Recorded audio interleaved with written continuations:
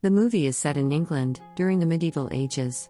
At the start of the movie, we are introduced to the king's beautiful daughter, Lady Marian. She is inside the royal bathroom singing beautifully. Just then, her maid, Broomhilda, approaches her and asks her to get ready. When Lady Marian gets up from the bathtub, it is revealed that she is wearing a chastity lock. It turns out that her father, the king, wanted to protect her from evil men, so he safeguarded her assets with the lock. Unfortunately, the key has been long lost and Marian has been desperately searching for the man who can open her lock. In the next scene, we see a group of men dancing to hip-hop music. One of the dancers sings about how Prince John and his sheriff have taken over England and are imposing heavy and unfair taxes on people. Elsewhere in Khalil prison in Jerusalem, we are introduced to the main character of the movie, Robin Hood. He has been apprehended for fighting in the Crusades and is being taken to the most notorious cell of the prison. There, one of the guards asks him who sent him there, but Robin refuses to answer. As a result, the guard takes out a tongue loosener and punishes him with it. However, Robin still does not budge. Tired, the guard chains Robin next to a prisoner named Sneeze, mentioning that he will be back for interrogation again. After he is gone, the two prisoners introduce themselves and become fast friends. While Robin is imprisoned for something serious, Sneeze is locked up for simply jaywalking. Soon they come up with a plan to escape and strike the metal bar, which is holding their chains. Luckily, the bar breaks and they are able to set themselves free.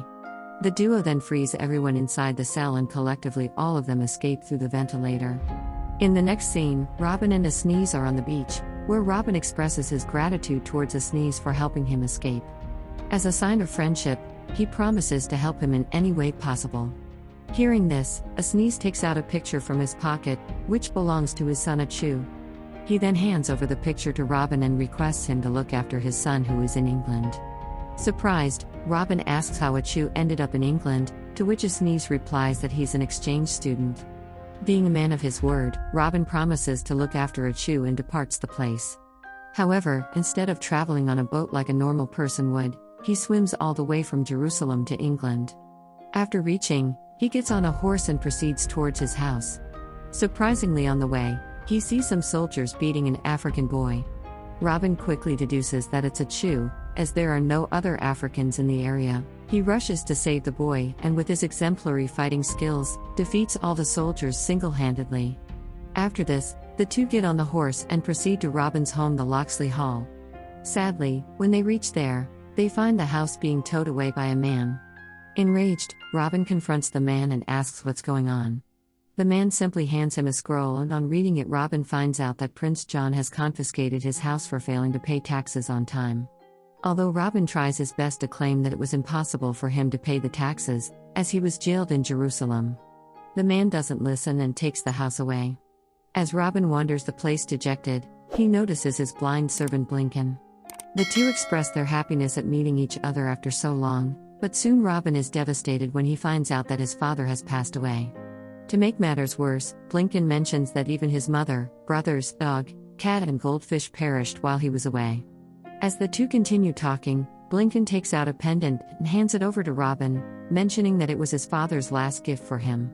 When Robin asks what's inside it, Blinken replies that it holds the key to the greatest treasure in all the land.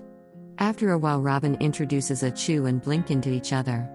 As the trio is talking, a boy comes running at them from the woods. Being the kind man that he is, Robin asks the boy what's wrong, and the boy replies that he is being chased by the sheriff of Rottingham.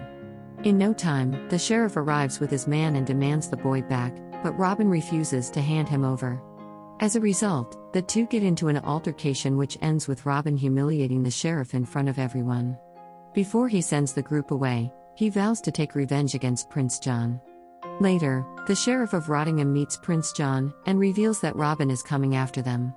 Here, we get to know that Prince John is acting as the ruler of the kingdom, as his brother the king has gone to fight in the Crusades. However, instead of being a just and kind ruler like his brother, he is imposing heavy taxes on people for his own benefit. Expectedly, the news scares John and he starts brainstorming ways to tackle the situation. When he finds no solution, he heads to the dungeons to take advice from his witch Latrine.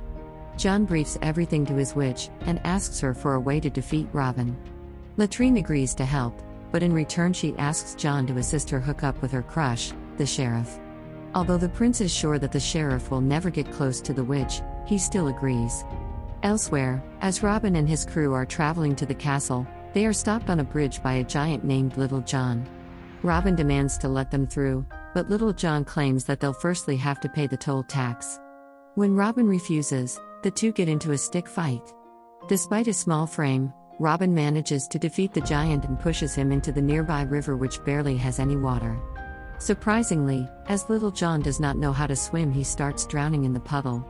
At first, Robin is taken aback, but when Little John continues to struggle, he helps him up.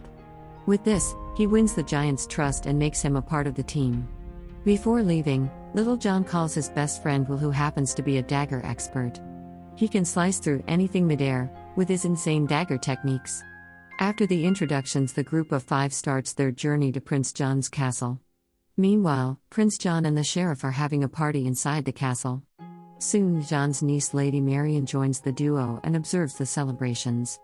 The sheriff, who is infatuated by Marian's beauty, immediately starts flirting with her, but the latter pays him no attention. Just then Robin barges in with a dead hog on his shoulder and drops it on the royal table. John and the sheriff are left furious by the intrusion, but surprisingly Lady Marian is impressed. Robin then introduces himself to Marian and kisses her on the hand. This enrages the sheriff and he challenges Robin to a fight. Expectedly, Robin cleans the floor with the sheriff, so the prince is forced to call upon his guards. Robin fights valiantly for some time, but he is eventually outnumbered. When all hope seems to be lost, Robin's gang barges through the door and starts attacking the guards. In no time, they subdue all the bad guys, impressing the entire crowd including Lady Marian. Before leaving, Robin warns Prince John to reduce the taxes or else he will eliminate him next time. In the next scene, Little John gathers some men to fight for the cause, but Robin fails to inspire them with his boring speech. Instead, he makes them fall asleep singing. Seeing this, Achu steps forward, wearing his specs, and delivers an inspiring speech, despite it only being 3 sentences. The crowd gets riled up, and they agree to fight with Robin, against the tyrannical Prince of England. The next morning, all the men get dressed as Robin Hoods and start training. Robin and Will lead the training, but the men are so bad that they cannot even defeat some dummies. Meanwhile at the castle, the sheriff invites an Italian mafia named Don Giovanni to assassinate Robin. Giovanni has come with his 2 associates, Dirty Ezio, a mute assassin, and Filthy Luca, a multiple-time gold medalist in archery. After a bit of chatting, the two come to the conclusion that they will lure Robin by organizing an archery competition in the palace, and Filthy Luca will defeat him in it. When the crowd turns against Robin and calls him a loser, Dirty Ezio will assassinate him secretly. The plan makes everyone excited, and even Dirty Ezio, who cannot speak a word, starts laughing. Surprisingly, Lady Marian is hearing the entire conversation from her balcony. Worried, she immediately wakes up her maid, Broomhilda, and briefs her about the situation. The two discuss for a while and decide to sneak out of the castle and warn Robin of the impending danger. Marian calls her horse, jumps onto it, and lands safely, but when it's Broomhilda's turn, her horse simply moves away, causing her to drop onto the floor. After a while, they reach Robin's camp and Marian reveals the sheriff's evil plot to them. At first, Robin vows to stay out of trouble, but when Marian mentions that the palace is going to organize an archery competition, he starts having second thoughts. Even if his life is in danger, he has to attend the festival if there is an archery competition in it. Following this, Robin puts on a show for his men and starts singing behind a curtain in an operatic voice. Although he takes out his sword, the boys on the other side of the curtain think that he has taken out something else. After the performance is over, he takes Marian to a secluded place to express his feelings for her. However, as he proceeds to make out with her, he realizes that she has been locked with a chastity belt. Marian then reveals that her overly protective father put the device on her, so that she cannot have any fun before her marriage. Hearing this, Robin tries to kiss her, but they are stopped by Broomhilda, who mentions that they are getting late. With this, the two depart on their horses, but not before vowing to meet Robin again. In the next scene, we are taken to the palace, where the annual archery competition is about to commence. Several skilled archers have come from all across the land, hoping to win the ultimate prize. As expected, Robin's men are also there, but they are disguised as women. On the other hand, Robin has worn the attire of an old man. Soon the competition begins, and only 2 men are able to hit the bullseye. The 2 men are none other than Filthy Luca and Robin. Seeing him, the sheriff immediately deduces that it is Robin in disguise. Meanwhile, Dirty Ezio is hiding in a nearby tower, ready to shoot Robin. As the first round between Filthy Luca and Robin ends in a draw, they are instructed to have one more go at it. Robin goes first and once again hits the bullseye. He then removes his disguise and reveals himself to be Robin, much to the delight of Marian. However, when it is Filthy Luca's turn, he takes good aim and pierces through Robin's arrow, hitting a double bullseye. This gets the crowd going and they start cheering for Filthy Luca. At the same time, they jeer at Robin and call him a loser. Robin is in shock, as he is never supposed to lose in an archery contest. Hence, he takes out the movie's script to check if everything is fine. Luckily, he finds out that he has one more shot left. Prince John and the sheriff also check their scripts and confirm the plot. Wasting no time, Robin takes out his arrow, but just as he is about to shoot, Filthy Luca pushes him, causing him to fire his arrow up. Surprisingly, the arrow travels in the air, through the entire audience and lands on the bull's eye, thus making him the winner. This proves that movie writers can do anything to make their heroes victorious. As Robin celebrates his victory, an envious sheriff orders his men to arrest and execute him. This worries Lady Marian, so she vows to marry the sheriff, but only if he lets Robin go. The sheriff accepts the proposal and leaves the place to prepare for the wedding. In the next scene, a hangman places a noose on Robin's neck, just in case Marian changes her mind. Soon, the sheriff arrives with a minister followed by Marian, who is dressed beautifully for the occasion. She is accompanied by her uncle Prince John. As Robin watches everything unfold, the marriage ceremony begins. The sheriff accepts his vows immediately, but when it is Marian's turn, she hesitates. This gives Achu an opening, and he cuts Robin loose with the help of an arrow. With this, an intense battle ensues as Robin's men start fighting with the guards. Amidst the chaos, the sheriff grabs Marian and forces her into his room, attempting to make love with her. However, as he proceeds to deflower her, he notices the chastity lock on her. Determined, the sheriff brings a drilling machine and attempts to break the lock, but it's of no use. Just then, Robin enters the room and challenges the sheriff to a duel. The two go back and forth, and during the action Robin's pendant shatters and a key emerges from it. Surprisingly, the key lands in the lock and fits perfectly, implying that Marian's virginity is the greatest treasure in the land. Why did Robin's dad have that key? The boys are distracted for a while, but soon resume their fight. After a lengthy tussle, Robin accidentally stabs the sheriff with his sword.